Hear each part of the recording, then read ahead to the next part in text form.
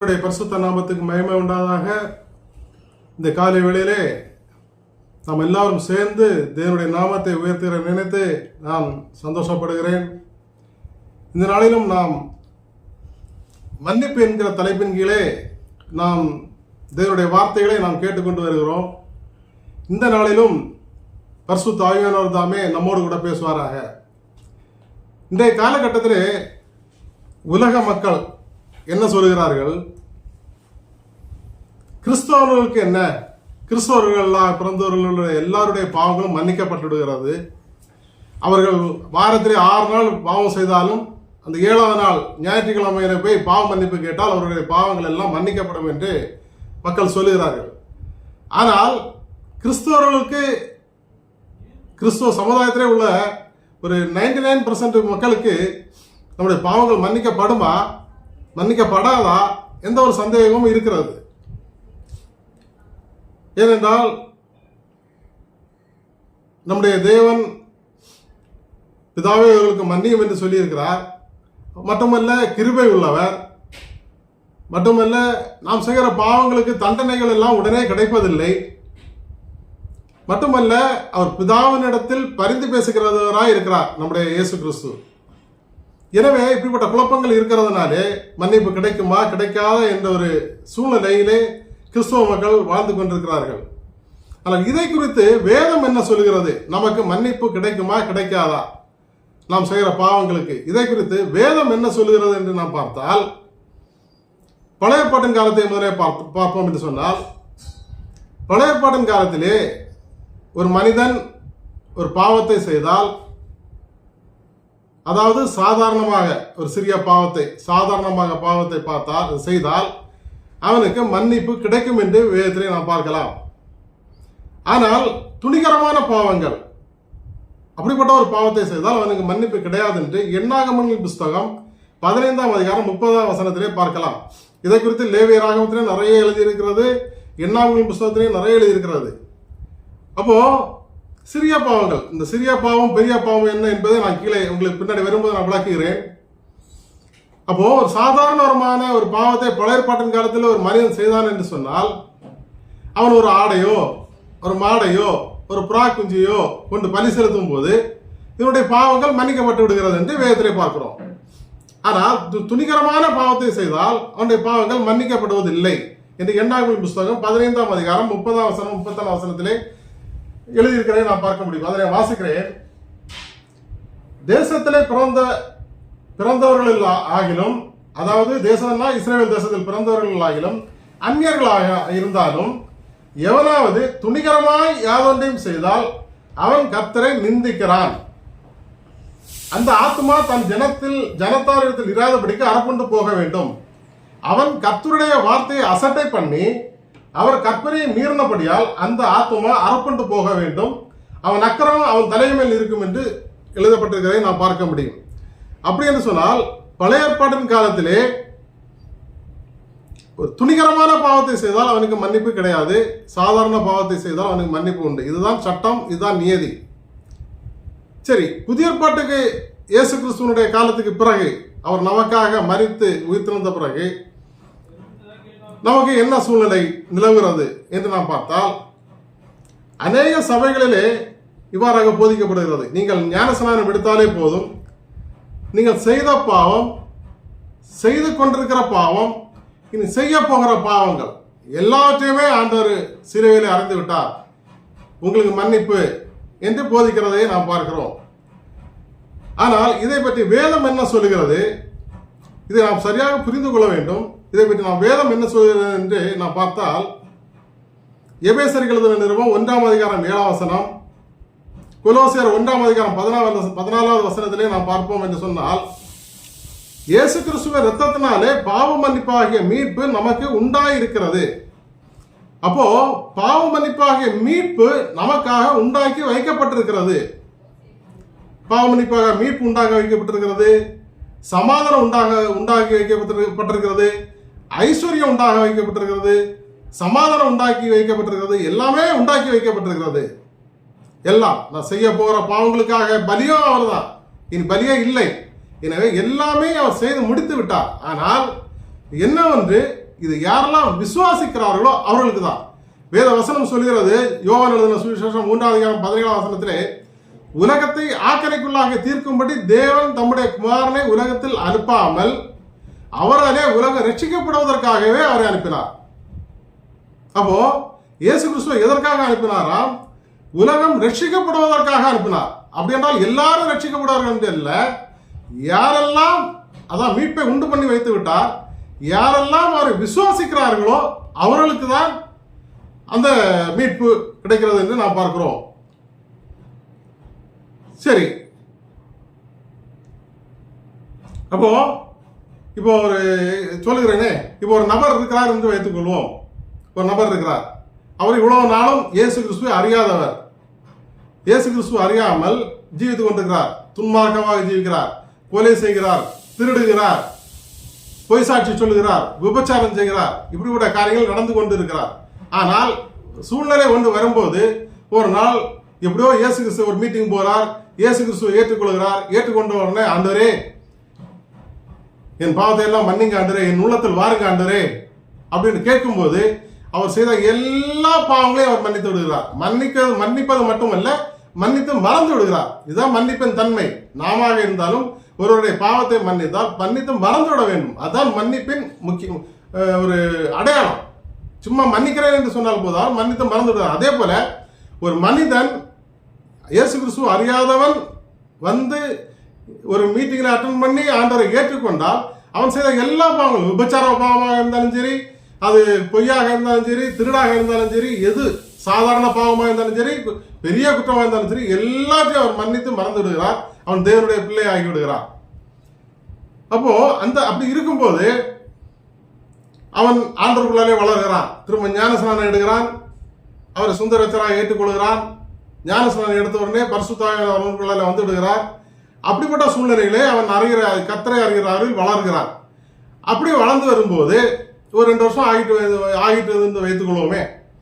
அப்படி வரும்போது அவன் ஒருவேளை மற்றவர்களுக்கு விரோதமாக பாவம் செய்கிற சூழ்நிலைகள் உண்டு. ஒருவேளை தன்னுடைய சகோதரனுக்கு விரோதமாக அவன் பாவம் செய்து விடுகிறான் என்று வைத்துக் கொள்வோம். அப்படி செய்து கொள்ளும் போது அவன் பழையதை போல, ஆண்டவரே நான் தெரியாம செய்துட்டேன், என்ன மன்னித்திருவீங்கள் என்று சொன்னால் அவனுடைய பாவம் மன்னிக்கப்படாது. ஏனென்றால் முதலாவது அவனுடைய பாவம் மன்னிக்கப்பட்டது. ஏன் மன்னிக்கப்பட்டது? அவன் கர்த்தரை அறிகிற அறிவில் இல்லை. ஆனால் கர்த்தரை அறிகிற அறிவில் வளர்ந்த பிறகு அவன் சகோதரனுக்கு விரோதமாக பாவம் செய்தால் அவனுடைய பாவம் மன்னிக்கப்படாது. அதற்கு ஒரு நியதி இருக்கிறது. என்ன நியதி? அவன் தன்னுடைய சகோதரனிடத்தில் போய் அவனிடனுடைய பாவத்தை மன்னித்தால் இவனுடைய பாவம் மன்னிக்கப்படும். அப்போ அதான் மத்தேயு எழுதின சுவிசேஷம் 18:35 அது நிறைய ரெஃபரன்ஸ் இருக்கிறது. உன் சகோதரன் பாவத்தை நீ மன்னித்தால் உன் பாவம் மன்னிக்கப்படும் என்று எழுதப்பட்டிருக்கிறது. அதே போல மத்தேயு 6:15 மனுஷனுடைய தப்பிதங்களை நீங்கள் அவருக்கு மன்னியாதிருந்தால் உங்கள் பரமபிதாவும் உங்கள் தப்பிதங்களை மன்னியாதிருப்பார். அப்போ நம்முடைய சகோதரனுடைய பாவத்தை நாம் மன்னிக்க வேண்டும், தப்பிதங்களை நாம் மன்னிக்க வேண்டும். மன்னித்தால் தான் நம்முடைய பாவங்கள் மன்னிக்கப்படும். மற்றபடி நாம் 40 நாள் உபவாசம் இருந்தாலும் மன்னிக்கப்படாது, எவ்வளவுதான் அந்நிய பாஷை பேசினாலும் மன்னிக்கப்படாது, எவ்வளவுதான் காணிக்க கொடுத்தாலும், எவ்வளவுதான் ஆலயத்துக்கு போய் வந்தாலும் நம்முடைய பாவங்கள் மன்னிக்கப்படவே செய்யாது. நாம் அவரிடத்தில் நாம் போய் ஒப்புரவாகி அவருடைய பாவத்தை மன்னித்து நம்முடைய தப்புகளை அவருடைய தப்புகளை மன்னித்து மறந்துவிடும் போது அவர் நம்முடைய பாவத்தை மன்னித்து விடுகிறார் என்று வேதம் சொல்லுகிறது. இதுதான் நியதி. சரி, அதே போல ஒரு துணிகரமான பாவத்தை செய்தால் இதிலும் துணிகரமான பாவம் வருகிறது புதிய ஏற்பாட்டில். அவனுடைய பாவங்கள் மன்னிக்கப்படுமா? சத்தியத்தை, இதை நான் பேசுறது சத்தியத்தை அறிந்தவர்களுக்கு தான் பேசுகிறேன், புறஜாதி மக்களுக்கு பேசவில்லை. சத்தியத்தை அறிந்தவர்களுக்கு பேசுகிறேன். சரியாக புரிந்து கொள்ள வேண்டும். சத்தியத்தை அறிகிற அறிவை அடைந்த பின் நமக்கு மன்னிப்பு உண்டா என்று பார்த்தால் அது 2 வகைகள் இருக்கிறது. 1 கொரிந்தியர் புத்தகம் 6:18 நான் பார்த்தால் மனுஷன் செய்யும் எந்த பாவமும் சரீரத்துக்கு புறம்பா இருக்கும். வேசித்தனம் செய்கிறானோ தன் சுய சரீரத்துக்கு விரோதமாக பாவம் செய்கிறான். அப்போ சரீரத்துக்கு புறம்பான பாவம், சரீரத்துக்கு உள்ளான பாவம், சரீரத்தை தீட்டுப்படுத்துகிற பாவம். இதுதான். அதேதான் யோவான், அப்போஸ்தலனாகிய யோவான் 1 யோவானுக்கு எழுதும்போது சொல்கிறார் 5:17 பார்த்தால் மரணத்துக்கு ஏதுவல்லாத பாவத்தை ஒருவன் செய்தால் அவன் வேண்டுதல் செய்ய கடவன், அப்பொழுது அவனுக்கு ஜீவனை கொடுப்பார். மரணத்துக்கு ஏதுவல்லாத பாவம், அதுதான் சரீரத்துக்கு புறம்பான பாவம்.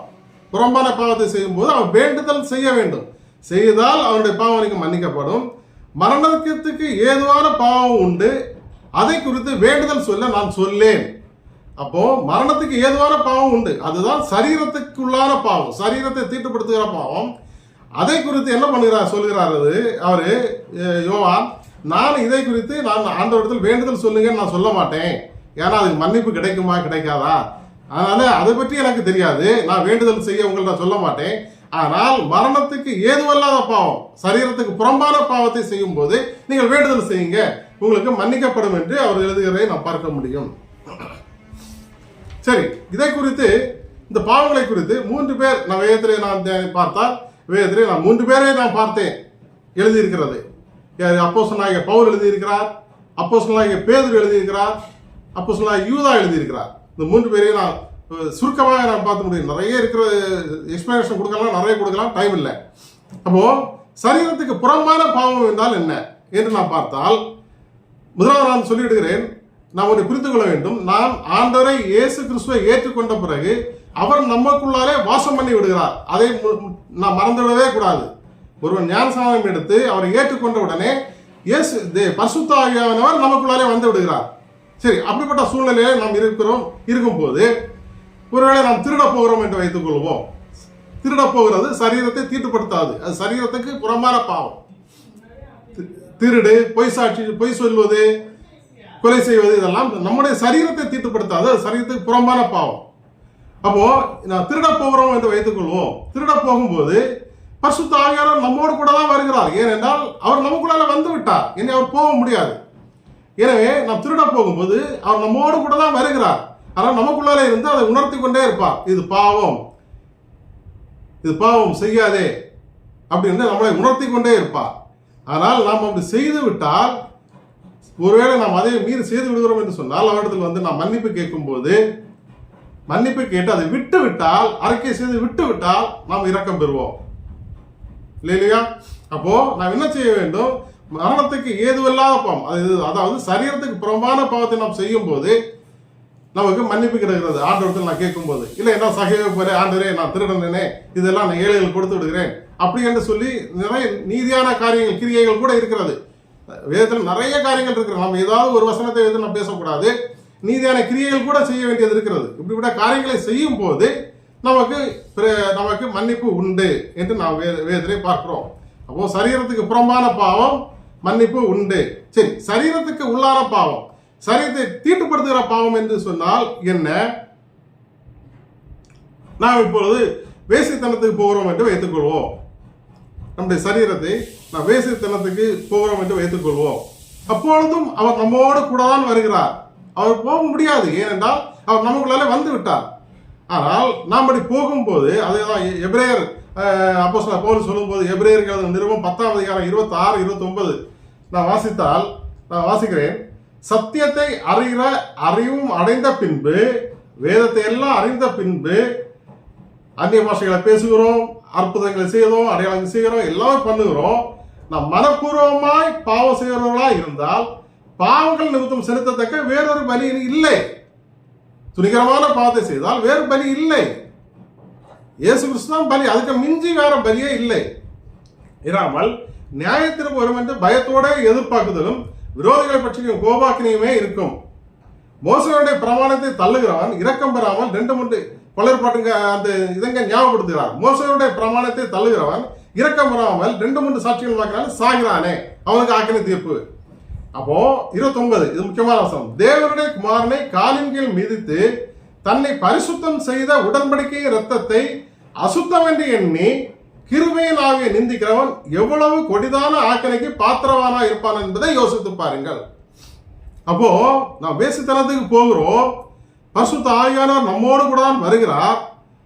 நாம் என்ன சொல்கிறோமா? எனவே அவரை புறம்பே தள்ளுகிறோம். எப்படி தள்ளுகிறோம்? குமாரனை காலின் கீழ் மிதித்து தன்னை பரிசுத்தம் செய்த உடன்படிக்கை இரத்தத்தை அசுத்தம் என்று எண்ணி கிருபையின் ஆவியை நிந்திக்கிறோம். அவன் எவ்வளவு கொடிதான ஆக்கணைக்கு பாத்திரவானா இருப்பான்னு பார்க்கிறோம். எப்படி இதை நான் சொல்லுகிறேன். ஒரு உலக பிரகாரமான வாழ்க்கையை எடுத்துக்கொண்டால், ஒரு புருஷன் இருக்கிறார்கள், ஒரு மனைவி இருக்கிறார்கள். இந்த மனைவியானவள் இன்னொருவருடனே வேசித்தனம் பண்ண வேண்டும். அப்பொழுது என்ன பண்ணுகிறாள்? இதற்கு தடையாக இருப்பது யாரு? புருஷன். எனவே புருஷனை எப்படியாவது ஒரு கூறியாலோ இல்லை வேற ஏதாவது நபரை வைத்தோ கொலை செய்து விடுகிறார். கொலை செய்து உலகத்தில் நாம் பார்க்கிறோம். கொலை செய்து விட்டு தன்னுடைய இச்சையை தீர்த்து கொள்கிறார். தடையாக இருப்பது புருஷன். அதேவேளை புருஷன் வேறொரு நபரோடு தொடர்பில் இருந்தால் மனைவி தடையாக இருக்கிறார். எனவே மனைவியை ஏதாவது வழியிலே கொலை செய்து விடுகிறார். அதே போல நம்ம நியூஸ் பேப்பர்ல கூட பார்க்கிறோம். ஒரு தாய் தன்னுடைய குழந்தையை அது அழுது கொண்டே இருந்திருக்கிறது. எனவே 2 காலையும் பிடித்து தலையிலே சுவர்களை அடித்து கொலை செய்து விட்டு தன்னுடைய இச்சையை தீர்த்துக் கொள்கிறார் மற்ற நபரிடத்திலே. அப்போ தன்னுடைய இச்சைக்கு எது தடையாக இருக்கிறதோ, தன்னுடைய சரீரத்தை தீட்டுப்படுத்துறதுக்கு எது தடையாக இருக்கிறதோ அதை கொலை செய்து விடுகிறார்கள். அதேதான் இங்க அப்போஸ்தலர் பவுல் குறிப்பிடுகிறார். இந்த சரீரத்தை, ஏனென்றால் இந்த சரீரம் யாருக்கு சொந்தம் அது புரிந்து கொள்ள வேண்டும்.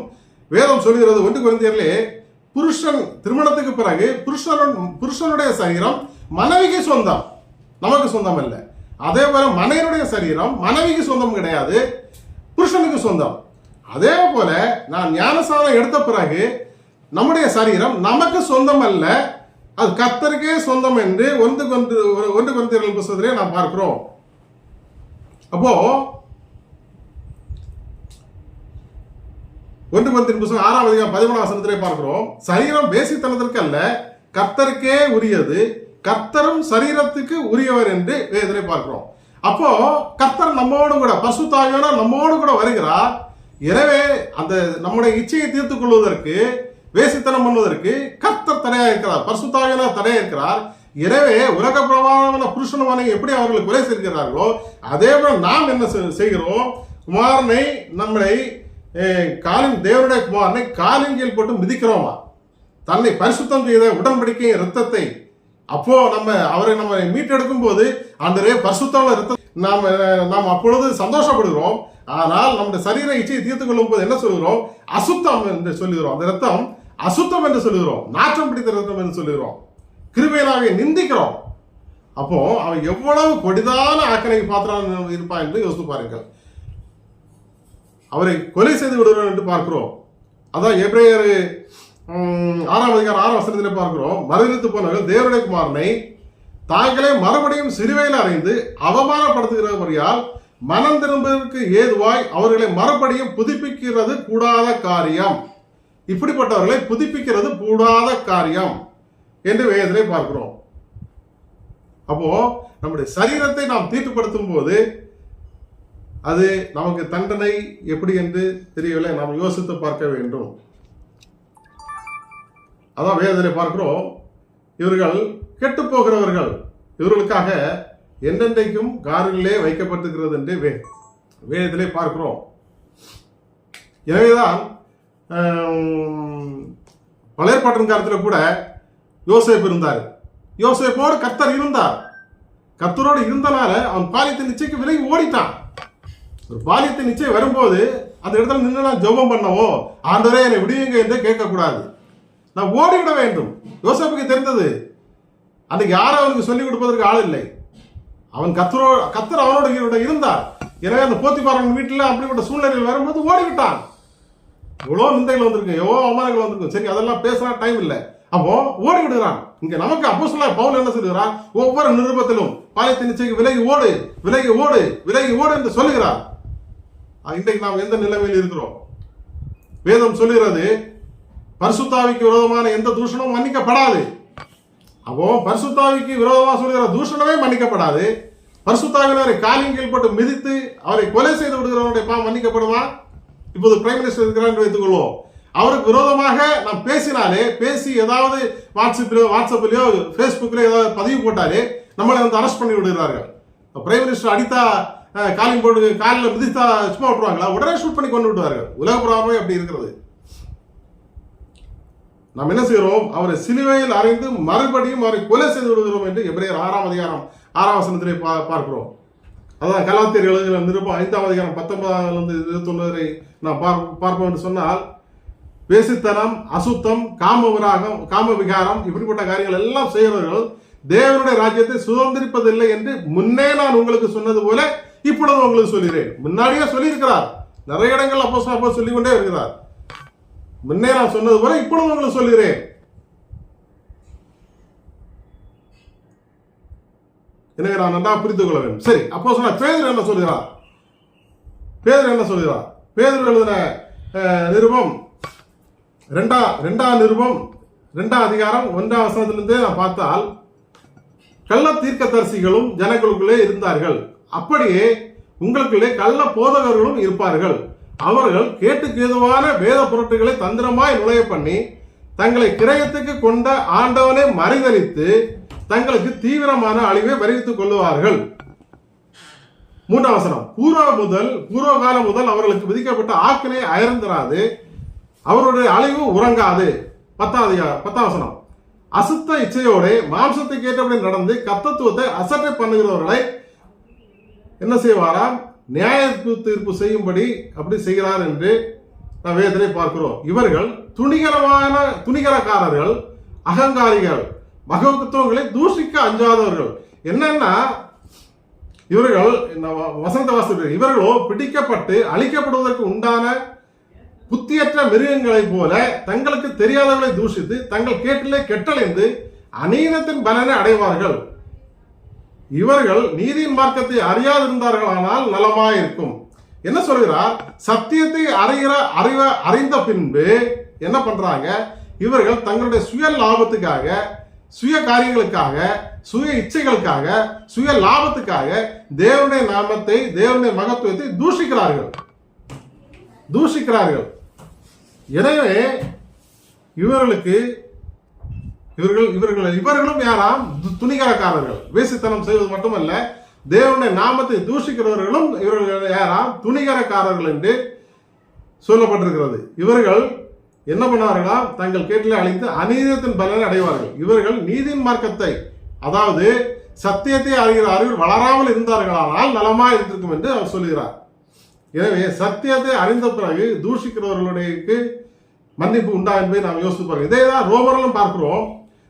1 அதிகாரம் 1 வசனத்திலிருந்து நாம் பார்த்தால், அதில் 18 வசனத்தை நாம் பார்த்தால், சத்தியத்தை அநியாயத்தினாலே அடக்கி வைக்கிறவருடைய மனுஷனுடைய எல்லாவித ஔபத்திற்கும் அநியாயத்துக்கும் விரோதமாய் தேவகோபம் வானத்திலிருந்து வெளிப்படுத்தப்பட்டிருக்கிறது. தேவனை அறிந்தும் அவரை தேவன் என்று மகிமைப்படுத்தாமல் உணர்வில்லாமல் இருக்கிறார்கள். 25 வசனம், தேவனுடைய சத்தியத்தை அநியாயத்தினால் சத்தியத்தை பொய்யாக மாற்றி சிருஷ்டிகளை தொழாமல் சிருஷ்டியை தொழுது சேவித்தார்கள் என்று, இப்படி மோசம் செய்கிறார்கள் என்று, இவர்கள் மரணத்துக்கு பாத்திரராக இருக்கிறார்கள் என்று தேவன் தீர்மானித்த நீதியான தீர்ப்பை அறிந்திருந்தும் என்று எழுதுகிறார். அப்போ இவர்கள் மரணத்துக்கு பாத்திரராக இருக்கிறார்கள் என்று தேவன் தீர்மானித்த நீதியான தீர்ப்பை அறிந்திருக்கிறார்கள். ஏனென்றால் எல்லாருக்கும் தெரியும். ஏனென்றால் சத்தியத்தை அறிகிற அறிவு வாழ்ந்தவர்கள், அற்புதங்களை செய்தவர்கள், அந்நிய பாஷை பேசுகிறவர்கள், அடையாளங்களை செய்தவர்கள், எல்லாமே செய்தவர்கள், நீதியான தீர்ப்பை அறிந்திருக்கிறார்கள். அதெல்லாம் தேவன் சொல்லுகிறார். வேதம் சொல்லுகிறது, தேவன் நியமித்த நீதியான தீர்ப்புகளை அறிந்திருந்தும் என்ன செய்கிறார்கள்? துணிகரமாக செய்கிறார்கள். எப்படி செய்கிறார்கள்? இப்பொழுது ஒரு ட்ரெண்ட் ஓடிக்கொண்டிருக்கிறது. நீங்க பார்த்தீங்களோ என்ன தெரியவில்லை. ரோமன் கேத்தலிக்கோட ஃபாதரியார் பேசுகிறார், நாம் சிலை வழிபாடு தவறு இல்லை.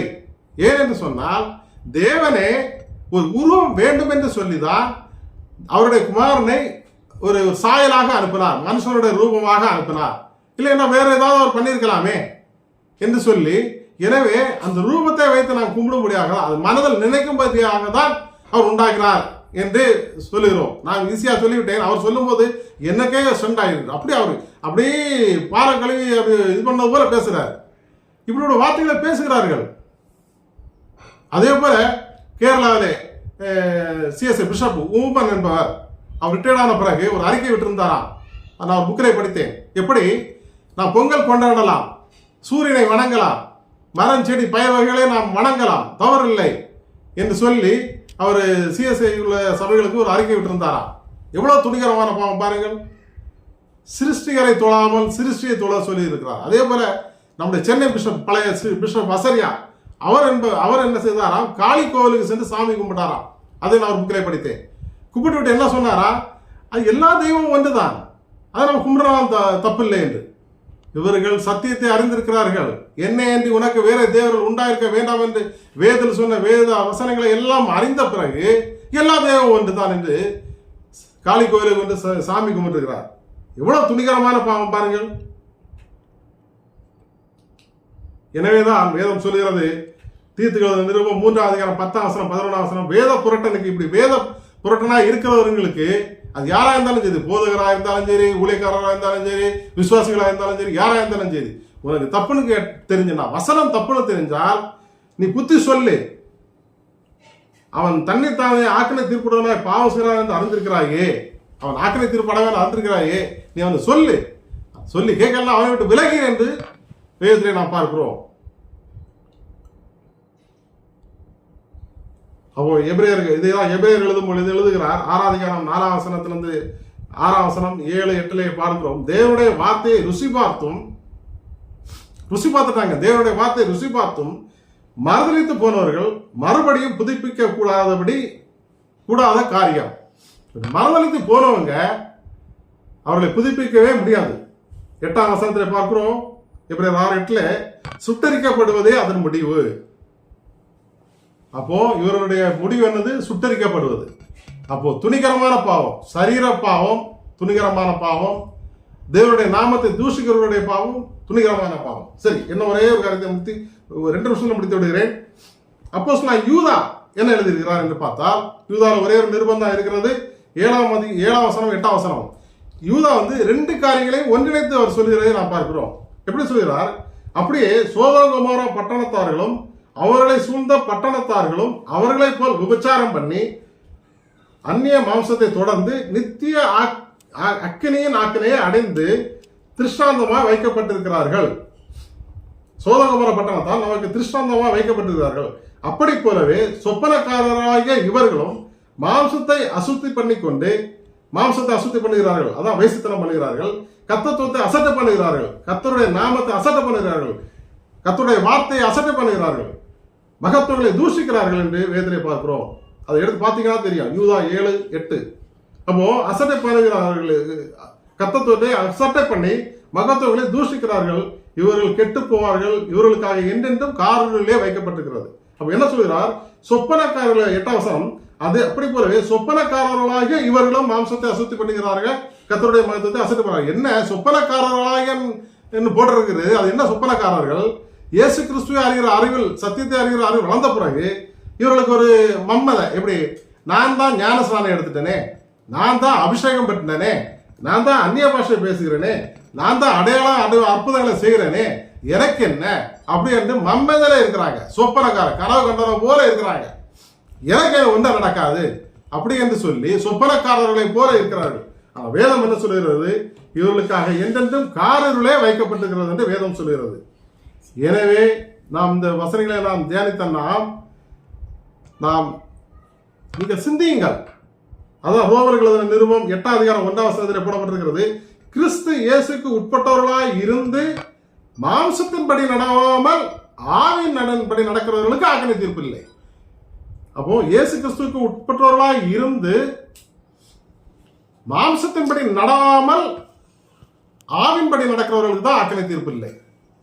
எனவே நாம் சிந்திப்போம், செயல்படுவோம், வேத வசனங்களை நாம் தியானிப்போம். தேவன் தாமே நம்மோடு கூட அனைவரையும் நம்மை ஆசீர்வதித்து வழிநடத்துவாராக. ஆமென்.